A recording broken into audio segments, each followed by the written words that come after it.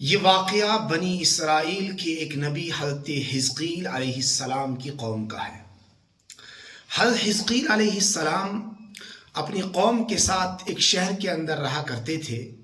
اس شہر کے اندر جب طاعون پھیلا تو لوگوں کی ایک بہت بڑی تعداد اس شہر کو چھوڑ کر جنگل میں جا بسی، اور ان کے جانے کا سبب صرف طاعون کا ڈر تھا، اور موت سے ڈر کی وجہ سے وہ جنگل میں گئے۔ اللہ رب العزت کو ان کی یہ بات اتنی ناپسند آئی کہ رب العالمین نے ایک جنگل کے فرشتے کو حکم دیا، اور اس جنگل کے فرشتے نے ایک پہاڑ کی آڑ سے ایک چیخ دار آواز میں ان کو آواز دیتے ہوئے موتو کا لفظ کہا۔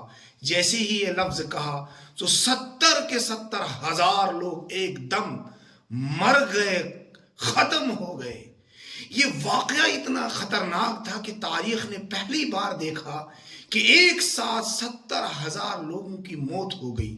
اب ان لوگوں کے کفن دفن کا انتظام لوگ نہیں کر سکے، چونکہ ان کی تعداد اتنی زیادہ تھی کہ لوگ ان کے کفن دفن کا انتظام نہ کر سکے، جس کی وجہ سے ان کو بے گور و کفن یوں ہی زمین پر لٹا دیا گیا، چھوڑ دیا گیا۔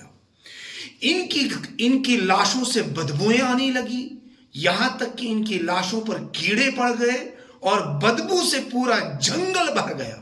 تو کچھ لوگوں نے ان پر رحم کھاتے ہوئے ان کے چاروں طرف ایک دیوار چڑھا دی تاکہ جنگلی درندوں سے ان کی لاشیں محفوظ رہے۔ ایک عرصہ دراز کے بعد حضرت حزقیل علیہ السلام کا اس علاقے سے گزر ہوتا ہے۔ حزقیل علیہ السلام جب ان لاشوں کو دیکھتے ہیں تو ان کی زبان سے ایک آہ نکلتی ہے۔ وہ رب العالمین کے دربار کے اندر آہ و زاری کرتے ہوئے اپنے ہاتھوں کو بلند کرتے ہیں اور رب العالمین سے کہتے ہیں، مولا کریم، یہ میری قوم کے لوگ تھے، ان کے ساتھ میں بیٹھ کر باتیں کیا کرتا تھا، یہ غم گساری کے اندر میرے غم کے اندر شریک ہوا کرتے تھے، میری غم گساری کیا کرتے تھے، لیکن مولا کریم تیرے عذاب نے ان کو آ دبوچا ہے۔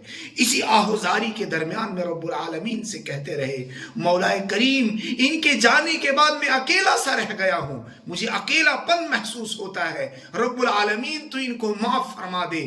رب العالمین کی طرف سے ان کی دعا کو قبول کر لیا جاتا ہے، اور ایک آواز آتی ہے، اے حزقیل، تو ان بکھری ہوئی ہڈیوں سے کہہ دو کہ رب العالمین تمہیں جمع ہونے کا حکم دیتا ہے۔ وہ ساری ہڈیوں، حزقیل علیہ السلام جیسے ہی ان کو یہ حکم دیتے ہیں، ہڈیوں کے اندر حرکت پیدا ہوتی ہے اور وہ ہڈیاں جمع ہونا شروع ہوتی ہیں۔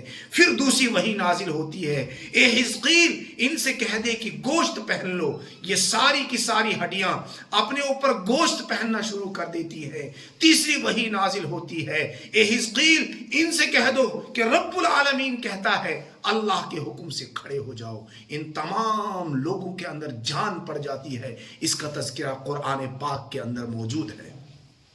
قرآن پاک کے اندر رب العالمین نے اس کا تذکرہ کیا۔ وہ تمام کے تمام لوگوں کو ان کے مرنے کے بعد رب العالمین نے تمام کے تمام لوگوں کو زندہ کر دیا۔ جب وہ زندہ ہوئے تو ان کی زبانوں پر یہ الفاظ تھے، سبحانک اللہم وبحمدک ولا الہ الا انت۔ اس کے بعد یہ لوگ سارے کے سارے لوگ اکٹھا ہو کر اپنے شہروں کی طرف دوبارہ رواں دواں ہو گئے، اور اپنے شہروں کے اندر جتنی مقدر کی ان کی زندگیاں تھی اتنے دنوں تک زندہ رہے۔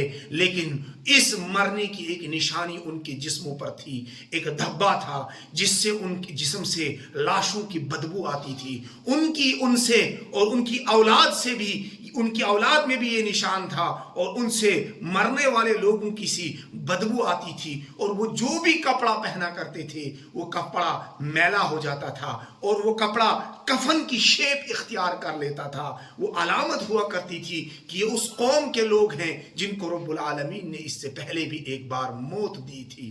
اللہ